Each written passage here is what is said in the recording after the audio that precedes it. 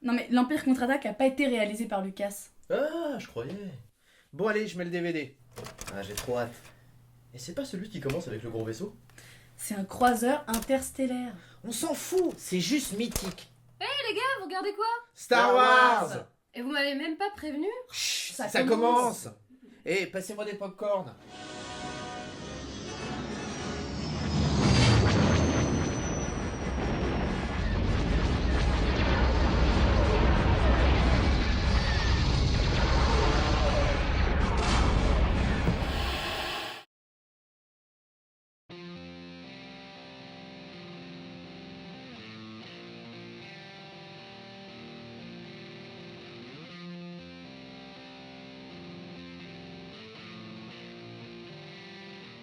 Il faut vraiment être né dans une galaxie lointaine, très lointaine, pour n'avoir jamais entendu parler de Star Wars.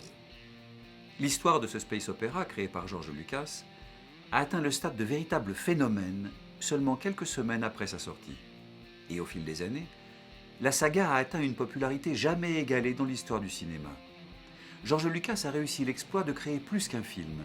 Il a créé un univers à part entière, composé de créatures, de planètes et de cultures aussi diverses qu'originales. Il est donc tout à fait normal que les fans, génération après génération, aient voulu rendre hommage à cet univers dans lequel ils ont parfois baigné dès le plus jeune âge. La saga est véritablement sortie de nos écrans pour envahir notre monde. Les personnages, scènes cultes et produits dérivés, sont désormais ancrés dans le quotidien des fans de toute la galaxie. La saga intergalactique a modelé un nouveau mode de vision chez ses adorateurs. Tout le monde y va de sa petite anecdote. Chacun possède une vision précise des films et de leur univers, et au final, tous sont unis par une passion devenue commune. Des personnages presque archétypaux, des gentils majoritairement revêtus de blanc contre des méchants en noir, servis par une philosophie basée sur la vie elle-même et grandement empruntée au taoïsme, des scènes d'héroïsme prouvant le potentiel infini de l'humain, et des dialogues marquants. Star Wars est le premier film qui ouvre le sas de la science-fiction au grand public, démocratisant une nouvelle relation à la technologie. Dans les années 70, on était grands comme ça, on allait au ciné, on a découvert Star Wars. Tu vois, c'est un espèce de gros pilier dans notre jardin culturel. Et fatalement, c'est partout. J'ai découvert Star Wars à 9 ans avec mon père, en même temps qu'Indiana Jones. Une révélation parce que, en fait, dans tout ça, j'ai découvert le retour du Jedi avant tout le monde, avant la guerre des étoiles et l'Empire contre-attaque. Et je suis devenue ouf. Je pense que Star Wars est à la base de tout, de notre science-fiction moderne. Je dis pas qu'il n'y a pas eu d'autres films de science-fiction avant. Hein. Je dis juste que George Lucas l'a démocratisé. Non, j'ai découvert Star Wars avant la photographie. J'ai joué beaucoup à Star Wars dans la cour de récré. Moi, je suis né en 74, donc j'avais 9 ans. 9 ans quand Le Retour du Jedi est sorti. J'avais pas vu ceux d'avant. Et donc, moi, j'ai découvert avec le dernier film, en fait, de la série. Star Wars.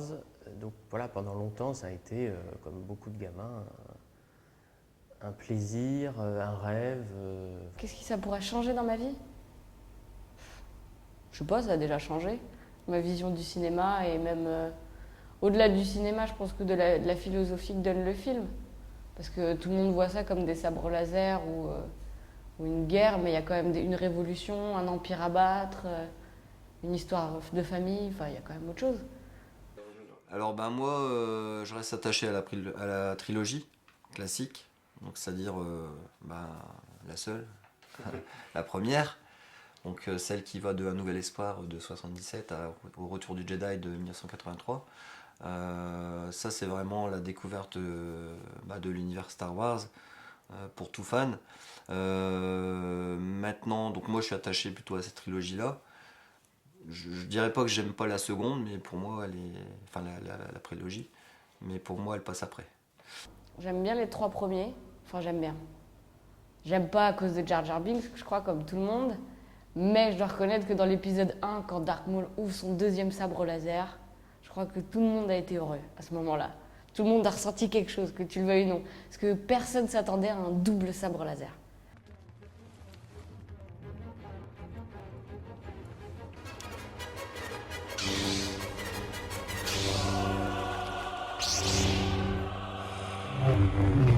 pour quand Dark Vador, enfin quand Anakin devient Dark Vador, je crois que c'est un de mes meilleurs souvenirs de cinéma. La salle, je crois que quelques minutes avant qu'on mette le masque, je me souviens de la salle qui faisait chut, chut, chut, attends.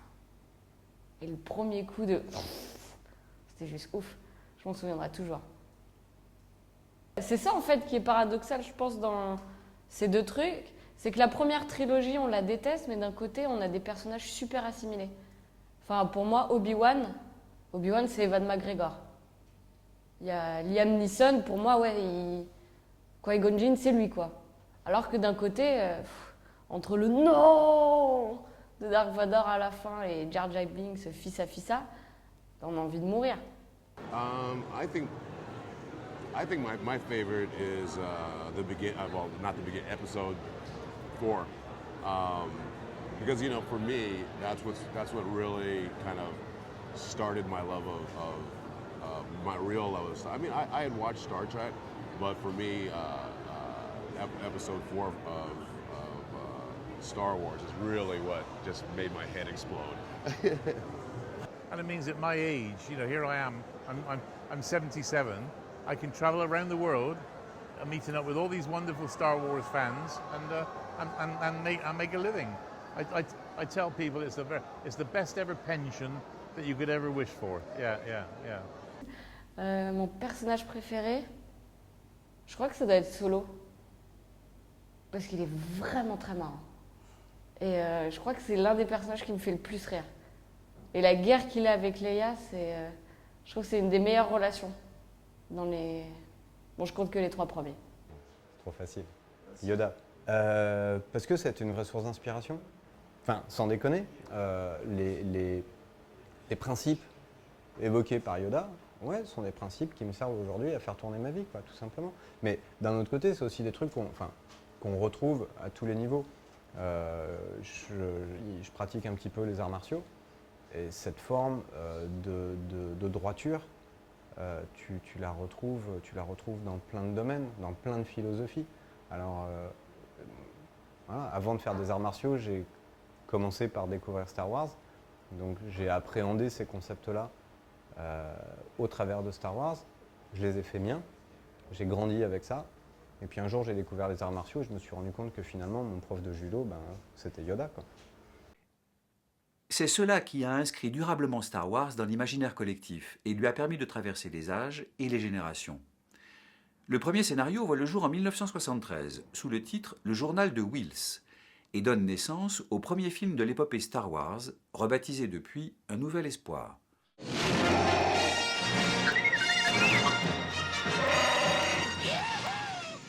Une vingtaine d'années plus tard, en 1995 pour être précis, la trilogie emblématique ressort sur nos écrans, remasterisée au niveau graphique et sonore. Entre-temps, les produits dérivés ont envahi le marché, garantissant une actualité et un succès continu à Star Wars. Figurines, déguisements, jeux vidéo, tout un chacun cherche à s'approprier l'univers de Lucas, en entrant de plein pied dans son monde. La sortie d'une deuxième série de films, dans les années 2000, se situant chronologiquement avant la trilogie originale, permet aux nouvelles générations de s'impliquer dans la saga, de perpétuer le succès commercial de la série, malgré un certain aspect mercantile pointé du doigt par les puristes. Comme beaucoup de gens, j'ai vu les premiers films quand j'étais gamin, mais je les ai vus à la télé dans un premier temps, sans forcément y prêter une grande attention. Et puis il y a eu la réédition de Star Wars en 1995, donc là où je suis allé les revoir au cinéma avec ma femme. Et je dirais que c'est un peu là que ça a démarré cette passion de Star Wars, avec la collection de figurines dans un premier temps. Le truc intergénérationnel, moi c'est comme ça que j'ai connu Star Wars. Parce que moi quand j'avais 9 ans, c'est mon père qui m'a fait découvrir Star Wars.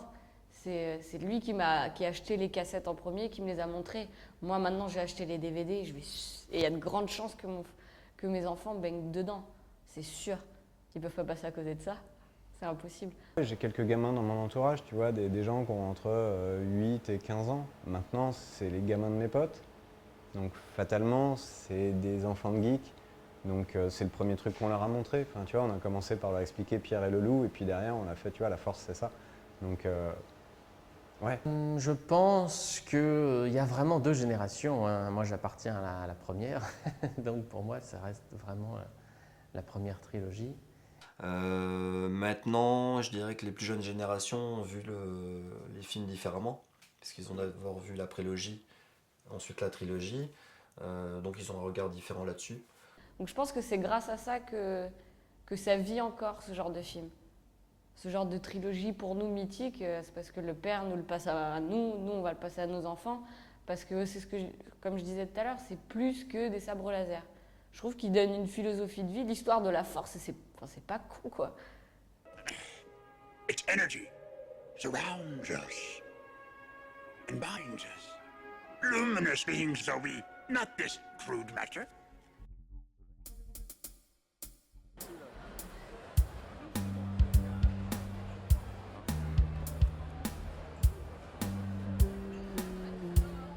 I feel very proud of the fact that I'm involved in such a sort of cinema phenomena, which, as I said, has gone on for 35 years.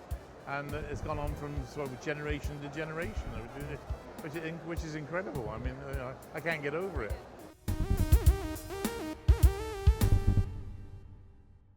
Le truc, c'est que c'est transgénérationnel, ça c'est évident. Et c'est un petit peu un truc qui est en train de devenir culte. Enfin, c'est pas qu'il est en train de... C'est beaucoup plus que culte en fait. Je dirais que Star Wars, c'est plus la base de la culture geek. J'ai l'impression que cette génération geek, elle a commencé par Star Wars. Elle a commencé avec l'épisode 1, et là est venu les fous de science-fiction, et là on est tous tombés dedans. Je pense que tout a commencé là. C'est lui qui a l'éveil de tout.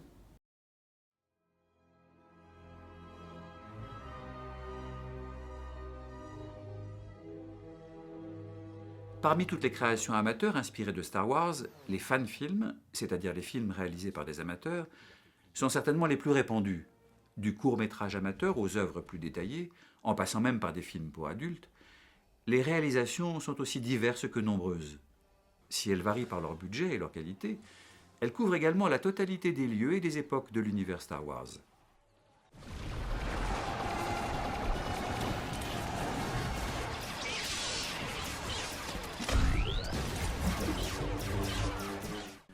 Mais les fans ne se sont pas arrêtés à la simple vidéo. Leur passion les pousse à utiliser leurs costumes, souvent fabriqués main, pour faire vivre leurs personnages en dehors de l'écran, lors de salons ou d'événements liés à la science-fiction. Alors, dans un premier temps, moi j'étais essentiellement collectionneur. Puis j'ai fait quelques petites rencontres d'autres collectionneurs. Et un jour, une personne à qui, quelqu'un de la région, à qui j'avais fait une vente de figurines, m'a dit tiens, je vais voir des acteurs à un salon sur Metz. Du coup, je me suis dit tiens, pourquoi pas, ça serait une première. Et donc on est allés ensemble. Là, on a rencontré des acteurs pour la première fois. Donc c'était un petit peu magique finalement. Et on a rencontré aussi des costumés. Donc voilà, qui faisaient partie d'une autre association. Et voilà, là je me suis dit tiens, je voudrais faire ça. Donc des costumes plutôt professionnels. Et le plus qu'on a, je dirais maintenant, c'est qu'on a beaucoup de décors, beaucoup de proders, donc des créations à l'échelle 1/1. Tel par exemple Yann Solo dans sa carbonite. Construire des choses, chercher, parce qu'il faut chercher sur internet comment ça a été construit, le matériel qui a été utilisé. Donc ça prend aussi du temps, mais quand on voit le résultat finalement, on peut être fier de la réalisation. Je dirais que le plus difficile finalement, c'est de rencontrer des gens qui ont la même passion que toi. Ça c'est vraiment le plus difficile, de rencontrer ces personnes. Donc là on était un tout petit groupe de 3, donc la personne que j'avais rencontrée, ma femme et moi, et puis petit à petit, parce que moi je faisais aussi des braderies où je vendais des figurines de Star Wars que j'avais en trop, donc j'ai fait des rencontres, quelques gens se sont ajoutés à l'affaire.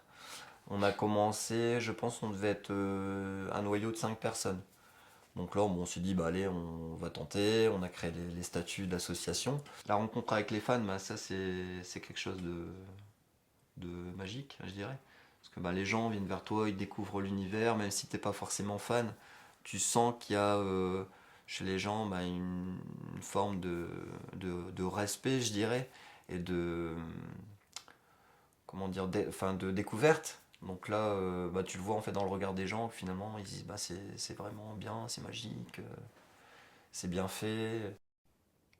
Si certains vivent leur passion en devenant leur personnage favori, d'autres préfèrent ramener ces personnages dans leur création et leurs travaux. C'est notamment le cas de Cédric Delceau, un photographe autodidacte, qui s'est fait connaître grâce à une série de photos originales, Dark Lens. Son idée est d'intégrer à des paysages urbains photographiés à travers le monde des personnages ou des objets futuristes, issus de Star Wars, apportant une touche d'imaginaire dans des panoramas désolés et sans vie. George Lucas lui-même a écrit la préface du livre de Cédric Delceau et lui a même commandé plusieurs clichés. Peut-on rêver une meilleure reconnaissance de son art? Pour moi, le vrai génie de Lucas, c'est cette capacité qu'il a eue à créer, non pas une planète, 2 planètes, 3 vaisseaux, mais une cosmogonie complète, des galaxies, des tonnes de vaisseaux, des tonnes d'armées en tout genre, des tonnes de créatures. Et c'était un vrai plaisir, une vraie joie de pouvoir les redécouvrir, les intégrer. Et du coup, ça permettait une grande diversité à ma série que j'aurais jamais pu trouver dans d'autres films. Je travaillais sur la banlieue parisienne et j'avais envie de rendre compte de cette perception qui est pour moi que c'est un décor totalement fantastique, quasiment de la science-fiction, quand on voit certains parkings, quand on voit certains esplanades, etc. Ou même des lieux un peu désuets, abandonnés. Il y avait pour moi une force poétique presque hollywoodienne. Et donc j'ai commencé d'abord à les photographier vides. Et je me suis rendu compte que ça ne marchait pas, qu'il manquait des photos qu'on avait déjà beaucoup vues et qu'il leur manquait quelque chose, un petit quelque chose pour faire prendre conscience de cette modification de cette perception. Seuls les personnages de Star Wars ils permettront comme ça de basculer du réel vers un monde entre deux, un peu étrange, un peu bancal et à la fois parfaitement vraisemblable. Pour chaque série, au fond, je tente de modifier la perception qu'on peut en avoir, en tout cas ma propre perception. Souvent d'ailleurs quand je commence une série, j'évite de trop en parler parce que en général, on me regarde avec des yeux tout ronds en disant mais pourquoi tu fais ça, quelle idée? Et quand je me souviens très bien avoir parlé de cette idée-là au tout début à des amis, ils me disaient mais incruster des personnages ou des figurines de Star Wars dans la vie réelle, c'est complètement absurde, c'est naze, ça a été fait 100 fois, ça va être une blague pas drôle. Je dis non mais justement je n'ai pas essayé de le traiter comme une blague.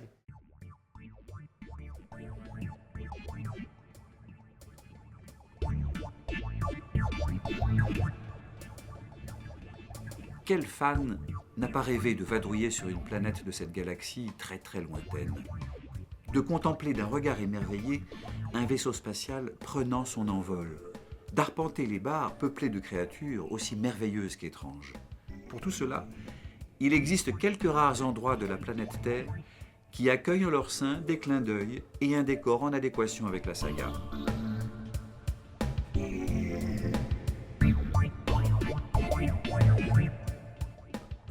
Le vrai projet, il a commencé à s'agréger il y a 3 ans environ.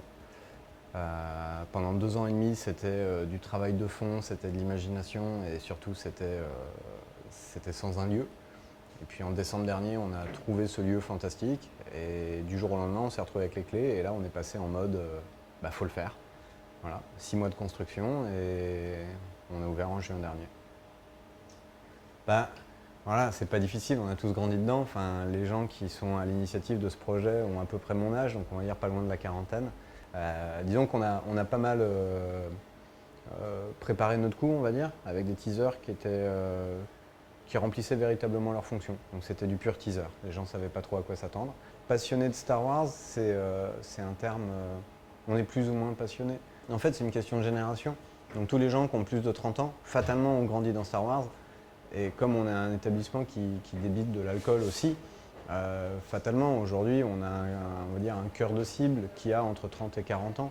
Donc oui, c'est la référence de tout le monde. C'est vraiment Star Wars dans ma jeunesse qui a compté. Bon, je ne me suis pas dit sur le coup, je vais en faire quelque chose. Hein. C'est resté comme beaucoup de choses qu'on voit, voilà, dans une petite partie de mon esprit. Et puis, mais c'est resté. Je veux dire, c'est une des rares. Je pense que quand la première fois que j'ai vu ce film-là, et ensuite quand je l'ai revu plus tard au cinéma, etc. Il y a une charge émotionnelle qui me lie à Star Wars que je n'ai pas forcément avec d'autres, voire pas, parce que je ne suis pas un grand consommateur de films de science-fiction.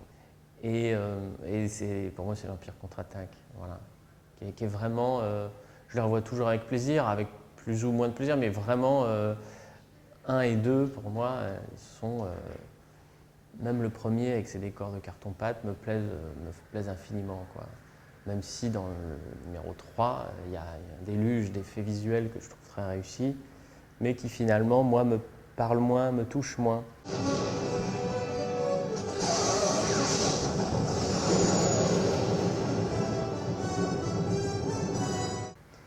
Et voilà, d'ailleurs j'ai essayé dans mes images de garder ce côté un peu bricolé.